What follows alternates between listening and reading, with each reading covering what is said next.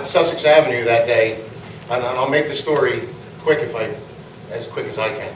But the fire department received a call of a report of a house fire at approximately 4:30 on Sunday morning.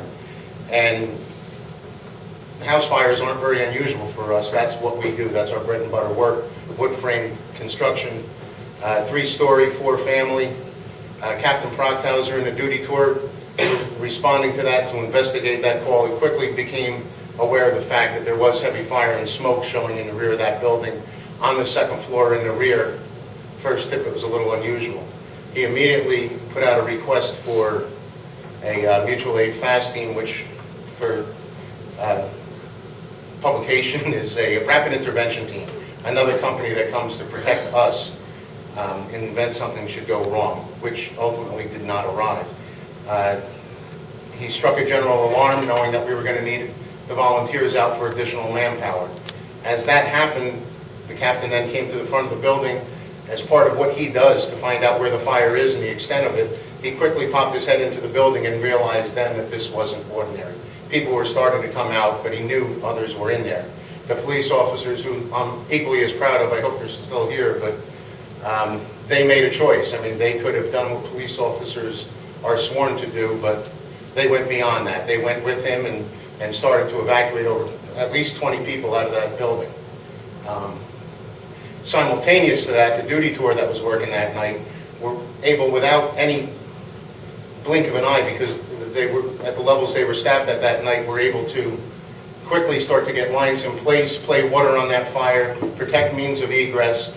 The volunteers came, aggressively fought that fire, stayed on that scene, pulling ceilings, pulling walls, digging down, and we came close to another member getting seriously hurt, and that wasn't easy, but we lived through that, and he's okay and back to work.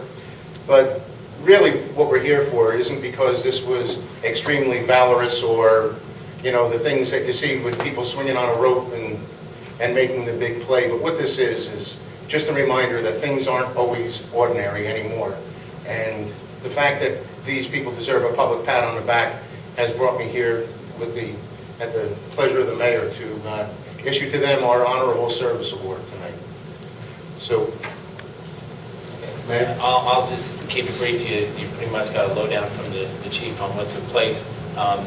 But one thing it reminds me of is there's a lot of communities in the state of New Jersey, and there's a lot of communities that do not have paid firemen, that do not have a fully staffed fire department.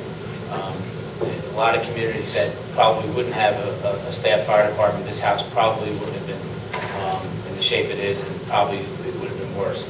So I'm grateful that I live in a community where we have a paid fire department. It serves us well. It protects us well. I'm proud of our firemen.